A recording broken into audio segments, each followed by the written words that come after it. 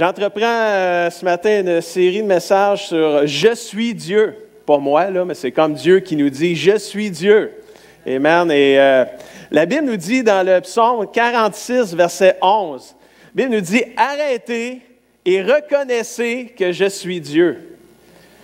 Et on a parlé beaucoup d'être propulsé vers notre destinée là, dans les premiers dimanches avec le thème de l'année. Mais c'est comme si aujourd'hui Dieu dit « Time out ». Prenez une pause, là. Arrêtez et reconnaissez que je suis Dieu. Et c'est ce qu'on va faire dans les 2 prochains dimanches. On va parler de qui est Dieu, puis on pourrait en parler toute l'année, puis on n'arriverait même pas au bout de qui est Dieu. Mais ce matin, pour cette série-là, je vais prendre 2 dimanches pour parler de Dieu. Et la caractéristique que je veux parler de Dieu ce matin, c'est Dieu qui nous dit « Je suis justice et miséricorde ». Puis je trouvais ça cute tantôt parce que on chantait « Ton amour Seigneur », dans le strophe, ça disait « Ta miséricorde est sans restriction ». Puis tout de suite après, ta justice, c'est grand comme les océans. Mais tu sais, on chante ça, là. On réalise-tu qu'est-ce qu'on chante? Comment ça peut marcher, la justice et la miséricorde en même temps? On chante ça, nous autres, les yeux fermés. Alléluia, ta miséricorde, ta justice. Réalisez-vous vraiment? Puis tu sais, on dit Dieu est plein d'amour, puis on l'a chanté aussi, la bannière c'est l'amour. Mais Dieu, puis après ça, on dit Dieu est juste. Là, tout le monde dit Amen. OK, c'est ça d'habitude qu'ils font. Mais réalisez-vous vraiment la justice, la miséricorde? Comment ça marche ensemble, ça? Parce que la justice, elle a dit, je vais te donner ce que tu mérites.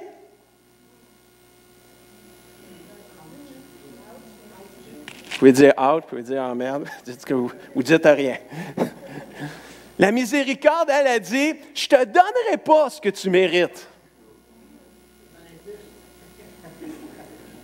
Puis la grâce, pour finir le tout, la cerise sur le Sunday, la grâce a dit, je vais te donner ce que tu ne mérites pas.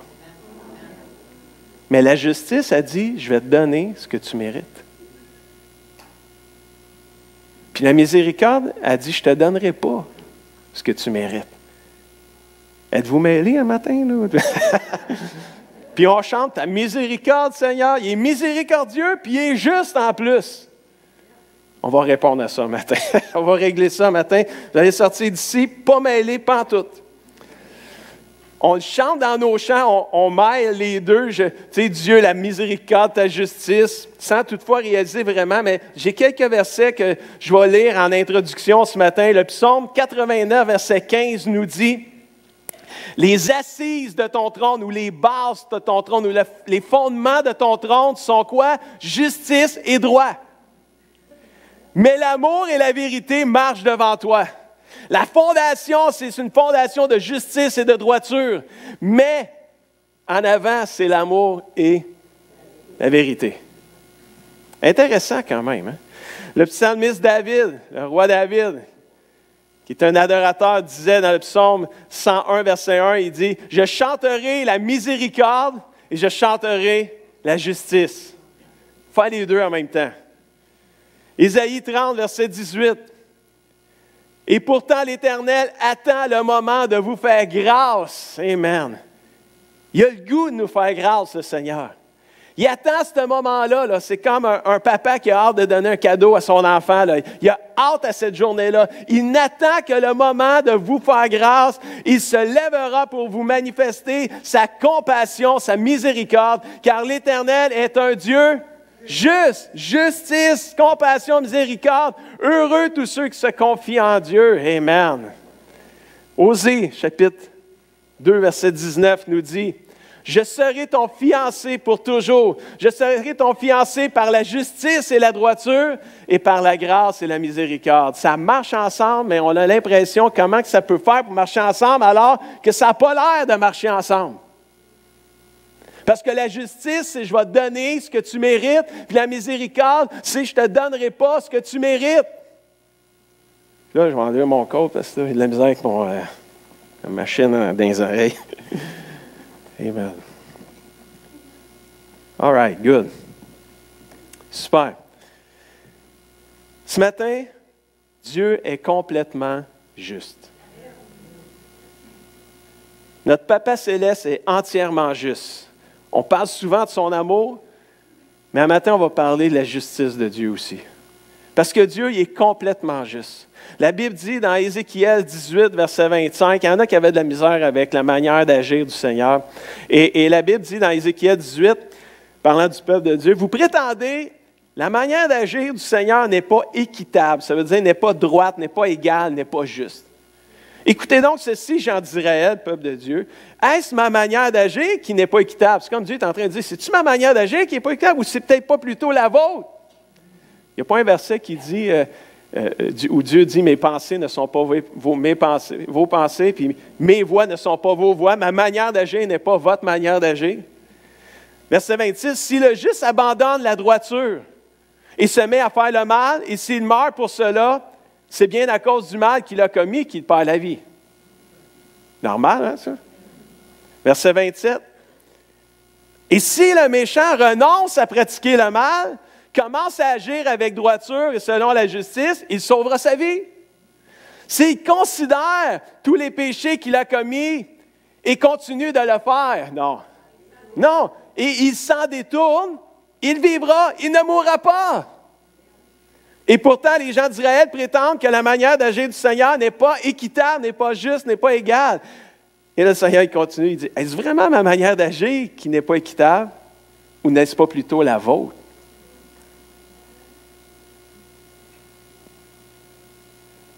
Quand on clique justice dans Google, tu sais, Google Images, j'ai pris ça, j'ai cliqué justice, j'ai cliqué sur image. Je voulais voir, c'est quoi les premières affaires qu'on voit quand tu cliques justice, Google Images. Les premières affaires, là, il y en a partout de ces affaires, c'est une balance. Puis il y en a, là, c'est une balance avec le marteau du juge, là, tu sais, qui fait son jugement. Là, puis là, j'ai dit, wow, c'est vraiment cute, ça. La justice selon les hommes. Bien, dans un cas de justice sur terre, l'avocat de la couronne cherche à démontrer des preuves que l'accusé est coupable. Fait que d'un bord de la balance, tu as les preuves de l'avocat de la couronne qui cherche à prouver que celui qui est accusé, il est coupable. Mais tu as l'avocat de la défense, l'autre bord, qui lui défend l'accusé. Lui, il fait tout. Il essaie de montrer des preuves sur l'autre bord de la balance pour montrer à tout le monde que son accusé, que l'accusé, il n'est pas coupable, vous vous trompez. Et là, le juge, il est là, puis le jury des fois, puis les juges sont là, puis ils écoutent les deux preuves de chaque bord. Bon, on le sait, sur la terre, il y a un paquet de mensonges, mais le juge, il entend ce qu'il entend. Il n'a pas le choix de se fier à ce qu'il entend. Il ne peut pas interpréter ce qu'il entend comme un mensonge, même si ça en est un, parce que ça a l'air d'une preuve en même temps. Puis là, il pèse les deux, puis celui qui pèse le plus, ça fait le coup de marteau, accusé ou acquitté. Puis notre justice est basée là-dessus. Puis on est tous frustrés après notre justice humaine. Parce que des fois, ce n'est pas juste la sentence qui est donnée. Mais le juge, il s'est fié aux preuves qu'il a reçues. Puis si on compare la justice des hommes, puis on essaie de la transposer avec la justice de Dieu, on pourrait être mêlé. Parce que là, qu'est-ce qui arrive là, à la personne qui arrive à la fin de sa vie, puis qui a fait le mal toute sa vie, qui a brisé plein de vies autour de lui, qui a commis des péchés, c'est jamais vraiment... c'est toujours foutu de Dieu, c'est jamais tenu compte de Dieu. Mais là, à la fin de sa vie, tout d'un coup, il réalise que Dieu, il peut le sauver. Mais là, il a fait bien plus de mal que de bien. Hein. Va-tu faire assez de bien pour le reste de ses années qu'il reste à vivre pour compenser le mal, là, puis être jugé, là, tu sais? Tu comprends-tu là, ce que je suis en train de dire un matin? Là? Ou si vous ne comprenez pas, vous allez comprendre tout à l'heure. La justice de Dieu ne fonctionne pas de la même manière que la justice des hommes. Dieu met le bien et le mal sur le même côté de la balance. Aïe, vous me regardez, il est mêlant matin de pasteur. Là. Non, parce que Dieu, il nous met, nous, là, sur un bord. Le bien et le mal, c'est une même barre. C'est notre personne qui est sur une balance. Puis, l'autre barre, sur l'autre côté de la balance, c'est lui. Puis, il est pesant. Y a-t-il quelqu'un qui a dit, à un moment donné, il a prêché, là, je pense que c'est le pasteur Baptiste, quand il est venu prêcher, il avait parlé de la gloire, là, la pesanteur de Dieu, là, c'est hein? Le quoi? Le poids de la gloire. Dieu, là, il pèse. Puis là, il est sur un bord de la balance, puis toi, lui, il est là, puis toi, tu es là, là. Puis là, pour aller au ciel, il faut qu'on soit égal. Fait que là, tu te dis, on va travailler fort. Mon en faire du bien autour de moi, là. Puis je te dis que Dieu, là, il va venir, il va lever, là, Dieu. Puis il va s'ajuster à moi, là. Il va tomber égal à lui. Mais là, je m'aperçois que plus que moi, je fais du bien, ça ne bouge pas fort, là. C'est comme, oui, je travaille fort, mais la balance, je suis encore là, puis Dieu, il est là, là. Et là, j'ai dit, je cherchais de l'aide. Je vais aller prendre mon père. Ils vont venir m'aider, lui. Puis je vais demander à M. Dufault de venir m'aider aussi. Puis ceux qui connaissent M. Dufault, il est là, M. Dufault, yes! Hey, welcome! Bienvenue, M. Dufault. Je suis content que vous soyez là le matin, amen. Puis, on peut l'accueillir, amen. Fait que là, je demande à mon père, M. Dufault, 2 hommes de la même corpulence. Je me dis, là, on a presque 800 livres avec moi. Puis avec moi, on fait 1000 livres.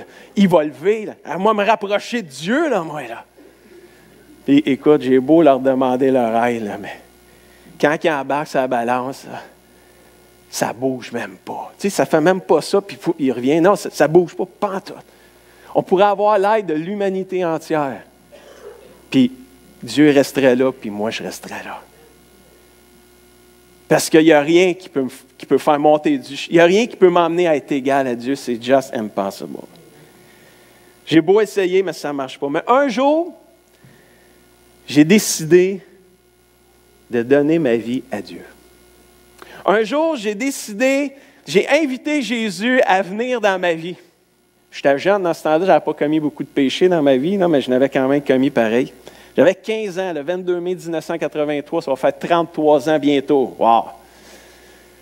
J'ai invité Jésus à venir habiter dans ma vie. J'ai reçu Jésus dans ma vie, puis là, j'ai dit au Seigneur, je veux te donner ma vie. J'ai reconnu que j'étais un pécheur, puis que si je voulais aller au ciel, ça prenait Jésus pour être sauvé. Fait que j'ai dit au Seigneur, all right, embarque sa balance avec moi. Il n'a pas dit ça de même, là, c'est l'image de la balance que je vous donne. Mais j'ai dit, embarque dans ma vie, Seigneur. Viens habiter dans ma vie, je veux vivre pour toi aujourd'hui. Je te demande pardon pour mes péchés. Je reconnais que j'ai fait des péchés, puis là, je ne veux plus en faire, je veux m'en détourner. Viens habiter, viens m'aider, Seigneur. À partir du 22 mai 83, Jésus est devenu le centre de ma vie, puis embarqué dans ma vie, puis il est toujours là depuis ce temps-là. Mais là, ça a fait quelque chose. Parce que quand Jésus a embarqué sa balance avec moi, ça a fait ça. Je suis devenu égal à Dieu. Je pensais que vous auriez été bien excités quand j'aurais dit ça. Puis là, vous me dites, es-tu sérieux? Bien, lisez votre Bible. Là, je vous fais une image de balance, là, mais dans la Bible, c'est comme écrit de même. Je suis devenu égal à Dieu. Et à partir de ce jour-là que j'ai reçu Jésus dans ma vie, la justice de Dieu m'envoie au ciel. Avant, elle m'envoyait en enfer. Mais là, à cause que j'ai dit à Jésus, tu prends mes péchés, on a chanté un matin le sang de Jésus, merci pour le sang, on l'a chanté assez souvent pour savoir que le sang de Jésus nous lave de nos péchés. On devrait être bien clean un matin après avoir chanté ça comme on l'a chanté. Mais la justice de Dieu, elle m'envoie au ciel maintenant. Comprenez-vous, là? Justice et miséricorde, là? Peut-être que ça fait du sens. Là. Dieu est complètement juste. Il ne tassera pas de sa justice pour m'envoyer au ciel. S'il m'envoie au ciel, c'est parce qu'à ses yeux, je suis juste. C'est bon, ça, c'est fou même, c'est capoté, ça. S'il m'envoie au ciel, c'est parce que je suis juste à ses yeux, puis je ne pourrai jamais être juste à ses yeux si je n'ai pas Jésus qui vit en moi. La Bible dit dans Romains 5, verset 1, « Puisque nous avons été déclarés, dites-le avec moi, juste en raison de notre foi, parce qu'on a cru. » C'est un pas de foi là, de dire à Jésus, « Je t'invite dans ma vie. » C'est une question de foi. Faut que tu le crois, là.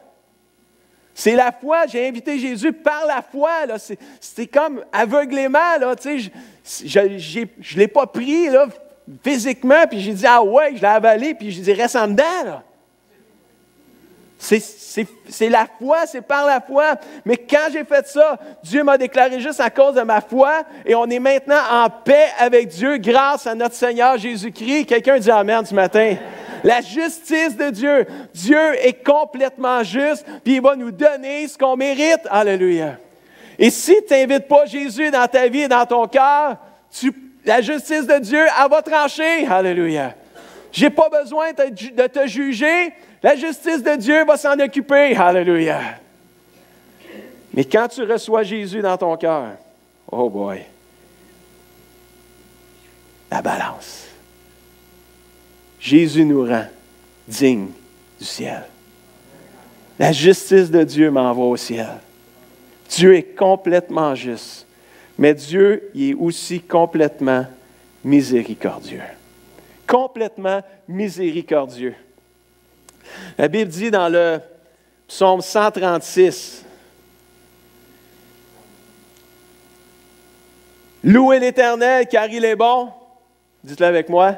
« Car sa miséricorde dure à toujours. » C'est bon ça, hein? « Louez le Dieu des cieux, car sa miséricorde dure à toujours. » « Louez le Seigneur des seigneurs, car sa miséricorde, celui qui seul fait de grands prodiges, car sa miséricorde dure toujours. » Il y en a 26 versets dans le psaume 136 qui finissent avec « car sa miséricorde dure toujours ». Elle dure combien de temps la miséricorde de Dieu?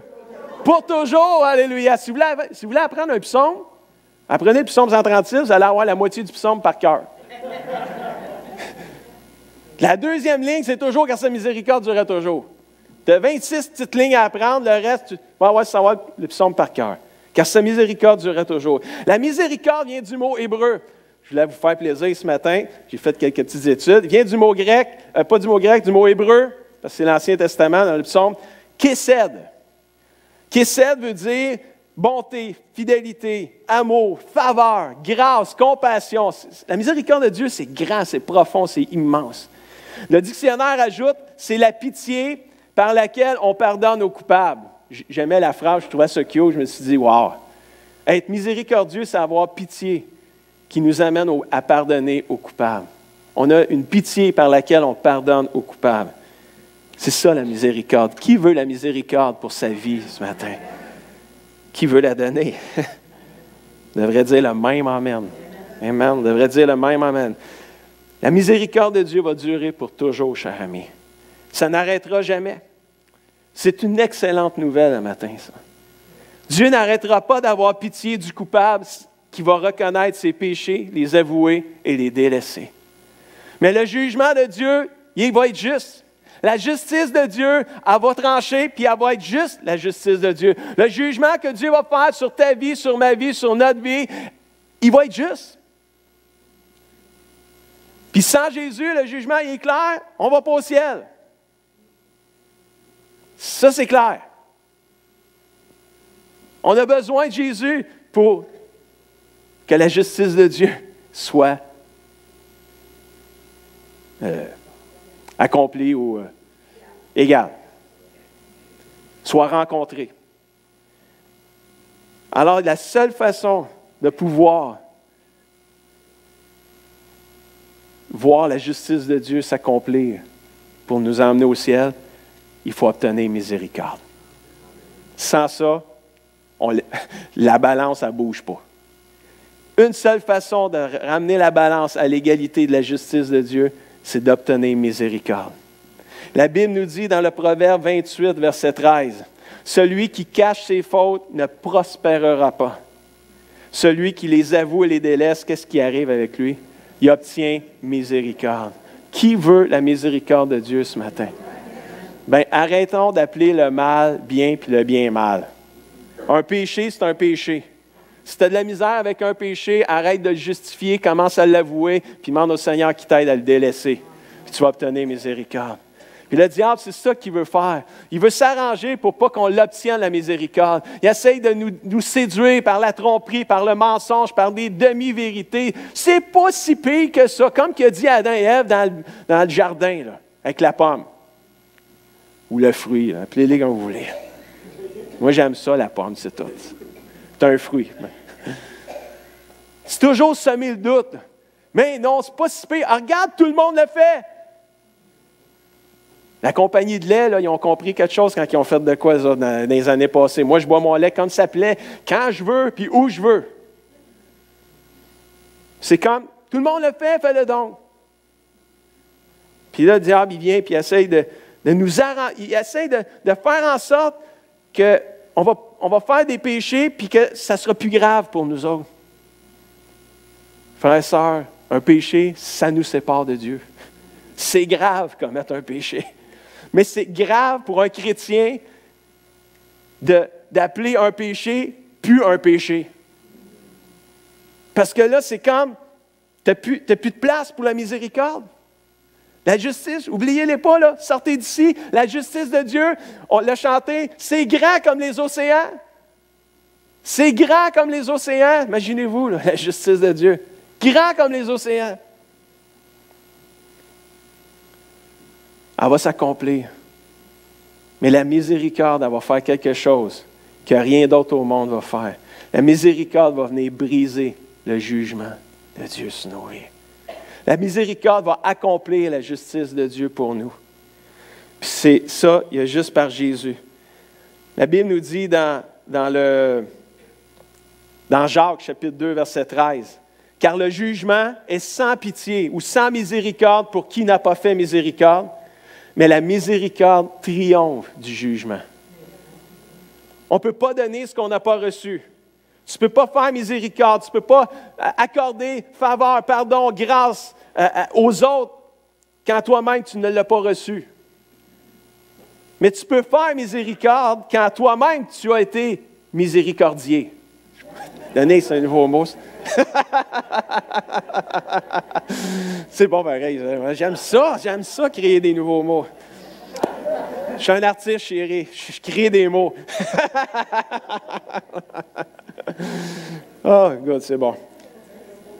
Mais, on va revenir, vous pouvez l'effacer si vous voulez, ce mot-là.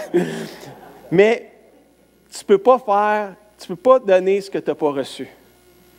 Mais quand tu as été pardonné, puis qu'on t'a fait grâce, tu peux le donner aux autres après ça.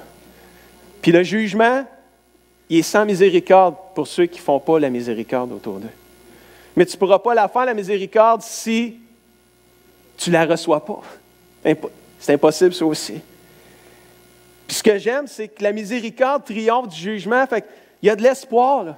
La justice de Dieu, sans Jésus nous envoie en enfer, c'est assuré. Mais la miséricorde vient briser le jugement, là. La miséricorde vient rendre possible la justice de Dieu pour nous, vient rendre égal. Même, la Bible dit dans 2 Corinthiens 5, 21, celui, parlant de Jésus, celui qui était innocent de tout péché, Jésus, Dieu l'a condamné comme un pécheur à notre place, pour que dans notre union avec Jésus, nous soyons justes aux yeux de Dieu. Ça, là, dans notre union avec Jésus, là, c'est dans notre nouvelle naissance. Quand on a donné notre vie à Jésus, quand on s'est uni à Jésus, quand on lui a dit « Viens habiter dans mon cœur » ou quand on lui a dit « Embarque sa balance avec moi ». J'aime ça aussi. C'est cool, c'est bon ça. Quand on lui a dit ça, c'est là que la justice de Dieu est venue égale. Parce que Jésus a payé le prix pour que la justice de Dieu soit accomplie. Et c'est maintenant en Jésus, aujourd'hui, qu'on peut être déclaré juste aux yeux de Dieu. Moi, là, ça ne me dérange pas si, à vos yeux, je ne suis pas juste. Parce que ce n'est pas vous autres qui allez trancher à la fin. C'est lui. Ce qui est important, là, ce n'est pas d'être juste aux yeux des autres autour de vous autres. C'est important d'être juste à ses yeux à lui. Puis ça, c'est important, frères et sœurs. Puis en même temps, en passant, là, lâchez le marteau. Laissez-le à Dieu, le marteau. Ça veut dire arrêtez de juger le monde. Laissez Dieu le faire. Occupe-toi d'embarquer Jésus dans la balance avec toi, puis laisse faire le reste. Donne la miséricorde à la place. Donne pas le marteau, donne la miséricorde. Laisse à Dieu te trancher. Il aurait dû amener mon marteau un matin. Ouais, ça. Amen. Dieu est complètement juste et Dieu est complètement miséricordieux. Wow! Parce que Jésus a pris notre place à la croix. Et qu'en croyant et en recevant Jésus dans notre vie, en l'embarquant en balance avec nous, la justice et la miséricorde de Dieu peuvent maintenant opérer ensemble. Et ça, c'est une grâce que ni moi, ni vous ne méritons. Mais Dieu, il nous l'offre. Il nous l'offre, là, sur un plateau d'argent. Ça n'aurait pas marché avec le or, fait que j'ai pris l'argent. Dieu nous l'offre sur un plateau d'argent. On serait... Faut que je réfléchisse. Pas dire... Non, on serait... c'est ça. On ne serait pas intelligent, finalement, de ne pas prendre la miséricorde de Dieu. Parce que si on ne l'apprend pas, anyway, ça va aider. On ne passe pas. Elle est belle, ma balance. L'art de Dieu, finalement. Si tu veux que la justice t'envoie au ciel, il faut que tu deviennes. Il faut que la justice de Dieu soit accomplie. Puis, la Bible a dit qu'il n'y a personne qui peut accomplir la justice de Dieu. Personne ne peut l'accomplir. On est trop pécheurs. Même si on fait beaucoup d'efforts, puis j'admire tous ceux qui font beaucoup d'efforts, mais ce n'est pas suffisant. Ça prend Jésus. Puis il nous l'offre. Là. Il nous l'offre la possibilité d'embarquer sa balance pour que ça puisse devenir égal. Laisse Jésus embarquer sa balance.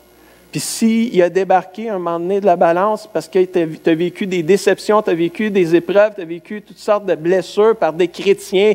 Oh, l'Église m'a blessé, ça se peut que ça arrive, ça. Ça se peut même qu'il y ait des gens dans le monde qui t'aient blessé aussi, qui ne sont pas dans l'Église. Tu vas faire quoi? Tu vas sortir du monde, tu vas aller où?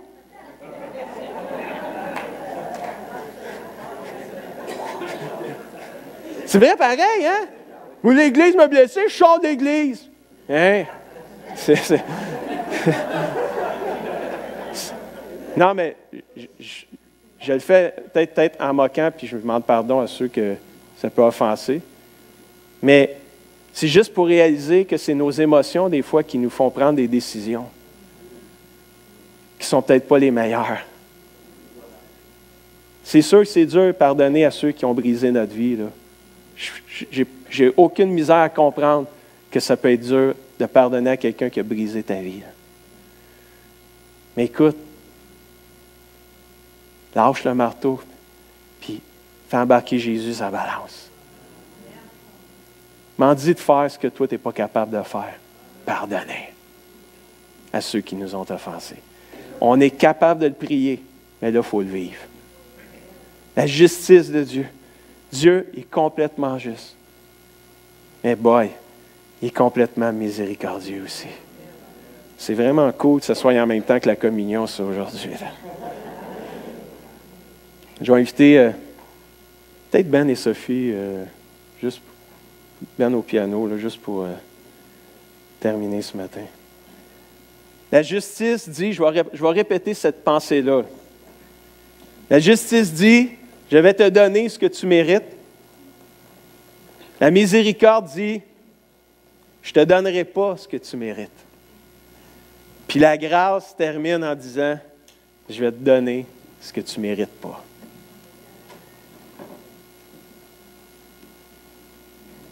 Ce matin, je vais donner l'opportunité à des gens peut-être qui sont dans cette salle aujourd'hui ou par Internet de recevoir Jésus dans leur vie. Tu réalises que Jésus, il n'est pas sa balance avec toi matin. Tu écoutes ce message-là et tu dis, non, Jésus, il n'est pas sa balance avec moi.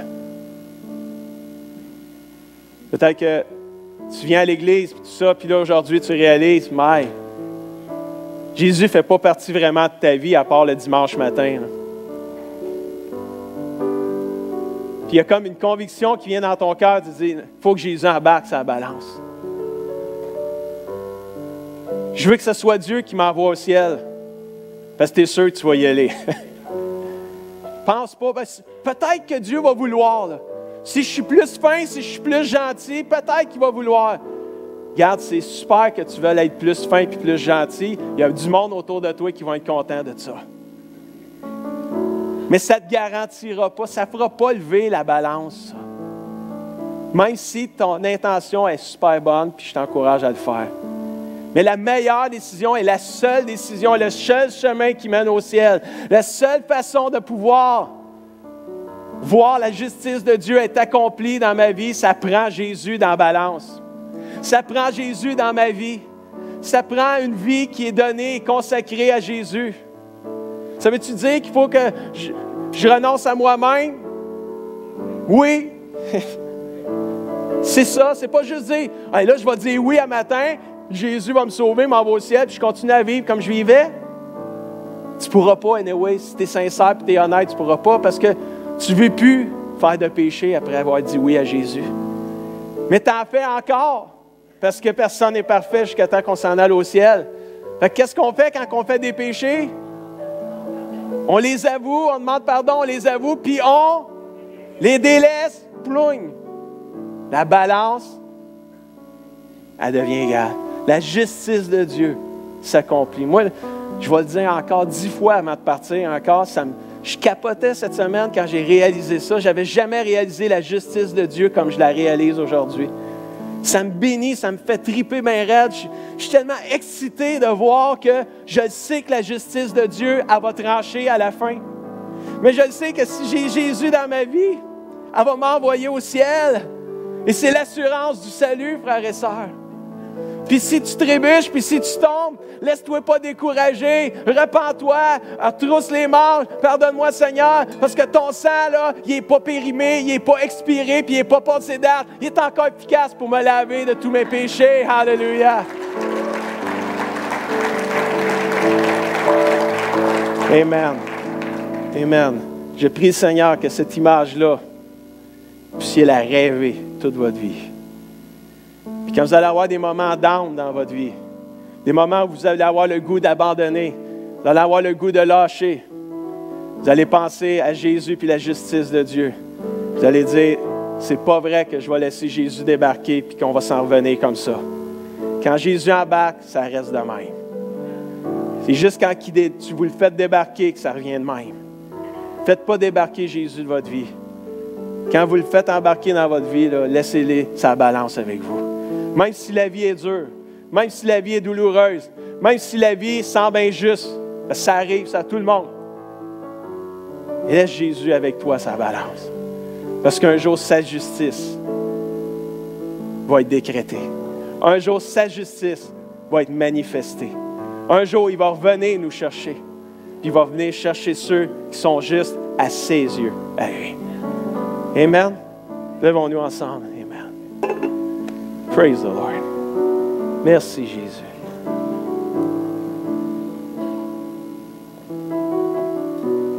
Merci, Jésus. Merci, Jésus.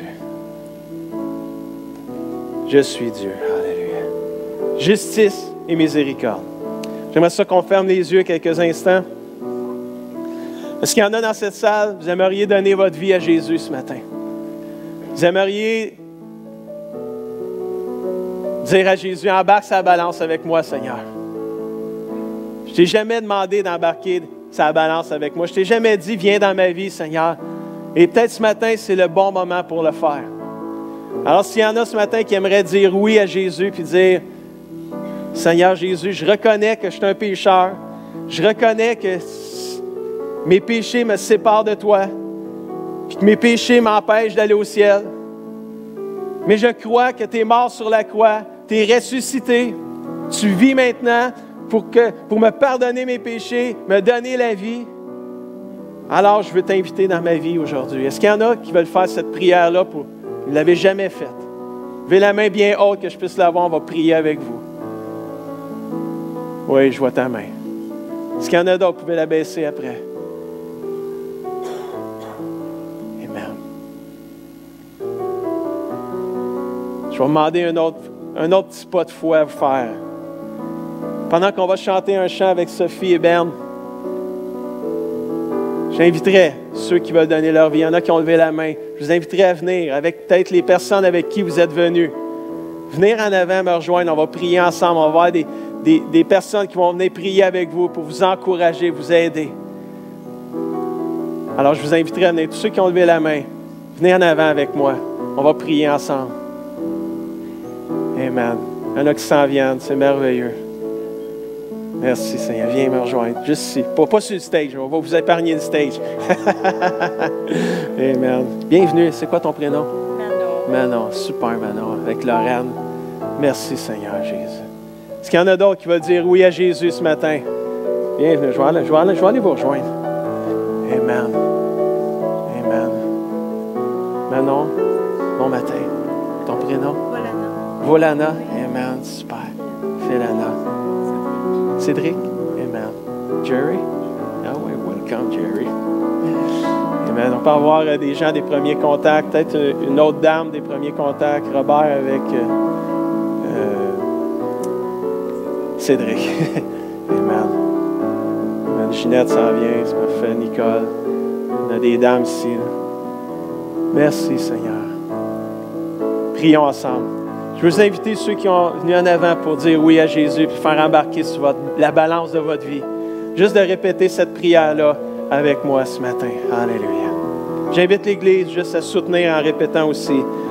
Papa Céleste, je reconnais que je suis un pécheur et que mes péchés me privent du ciel.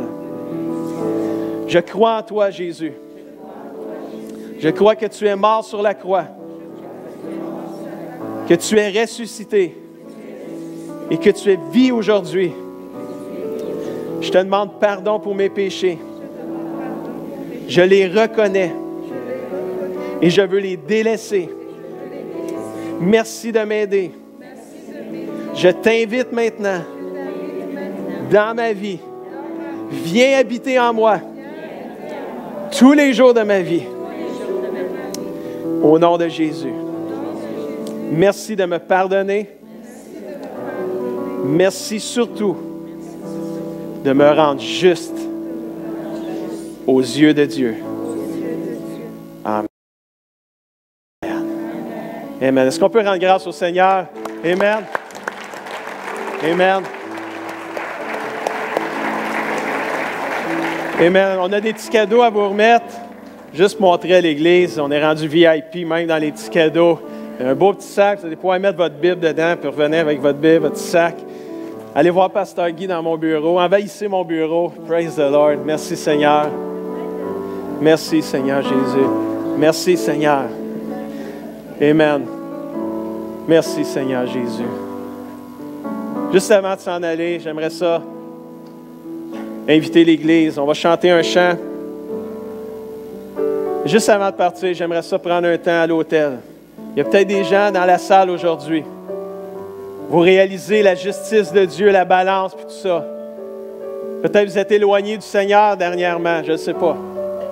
Vous avez juste le goût, encore plus le goût de vous consacrer à lui. J'aimerais ça prendre un temps, 5-10 minutes, il est juste midi moins 20. Puis de venir à l'hôtel, puis juste dire, Seigneur, me voici. Prends ma vie encore, je te la donne encore. Je me consacre à toi, Seigneur. Merci pour ta grâce, merci pour ta miséricorde, mais merci pour ta justice. Alléluia. Est-ce qu'on peut prendre ça un temps dans la présence de Dieu? Ceux qui ont le goût, venez en avant. On va prier ensemble. Merci pour ta justice, Seigneur, pour ta miséricorde. Amen.